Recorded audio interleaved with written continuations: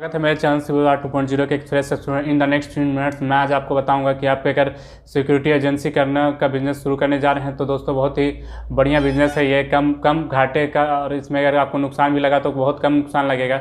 दोस्तों ये काफ़ी फ़ायदेमंद बिज़नेस है और इसमें आपको ना के बराबर नुकसान लगेगा। अगर आपका बिज़नेस चल गया तो इसमें काफ़ी मुनाफा है और कम लागत में आप अच्छी खासा मुनाफा कर सकते हैं। देखिए दोस्तों, सिक्योरिटी एजेंसी लेने के लिए सबसे पहले आपको फर्म का रजिस्ट्रेशन करना होगा। जो फर्म का रजिस्ट्रेशन देखिए 2-3 प्रकार का होते हैं। प्रोप्राइटरशिप, जो उसमें आप अकेले रहते हैं। पार्टनरशिप, जिसमें आप और जो मिल के करते हैं वो पार्टनर के साथ होते हैं। और एक होता है प्राइवेट लिमिटेड।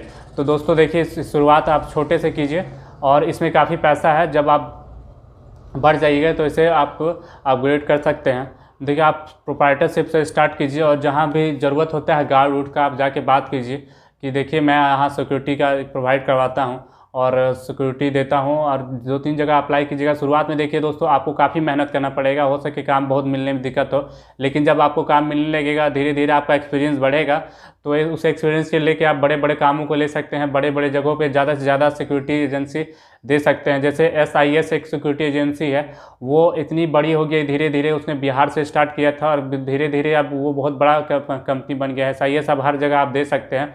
वो ऑस्ट्रेलिया में भी अब पुलिस का रोल में भी चलते वो रहती है। SIS उसी को एजेंसी को वहाँ का टेंडर मिला हुआ है। तो दोस्तों आप छोटे से एकदम स्टार्ट कीजिए। आप छोटे छोटे जगहों पे जाके बात कीजिए कि मैं सिक्योरिटी के लिए सिक्योरिटी का टेंडर डालिए या फिल कीजिए और वहाँ से बात कीजिए कि मैं ऐसा ऐसा है और मैं इसमें काफ़ी है, आपने जितने भी है आप बताइए। और देखिए दोस्तों, जब भी कभी आपको काम मिल जाए या 3 या 4 सिक्योरिटी का वो काम ले लीजिए। छोटे से छोटा शुरू में काम उठाइए जिससे आपको एक्सपीरियंस बने। जब एक्सपीरियंस बनने लगेगा तो फिर आपको काम मिलने लगेगा। और मान के चलिए जब आपको एक्सपीरियंस बन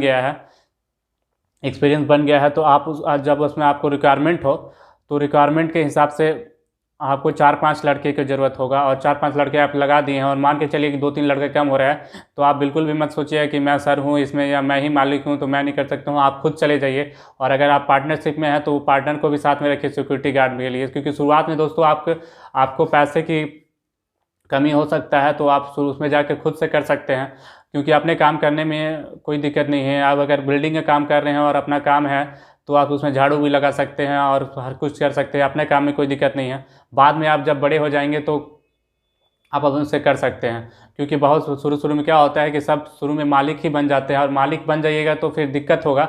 मालिक समय आएगा तो आपको ज़रूरत नहीं पड़ेगा, आप उस टाइम आदमी रख सकते हैं। लेकिन शुरुआत में जब आप एक्सपीरियंस बना रहे होंगे तो आप उस टाइम कर सकते हैं।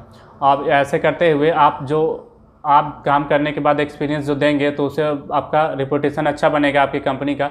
बाद में आप कहीं भी जाके बता सकते हैं कि मेरे द्वारा से दी गई सिक्योरिटी में बहुत सुरक्षित और बहुत ही सेफ़ होती है, इसमें कोई दिक्कत नहीं होता है। और जब ऐसे कीजिएगा तो हो जाएगा। देखिए दोस्तों, इसमें आपको रजिस्ट्रेशन के लिए GST का ज़रूरत पड़ेगा, EPF, और सिक्योरिटी पासरा करके होता है, उसमें आपका रजिस्ट्रेशन होना चाहिए।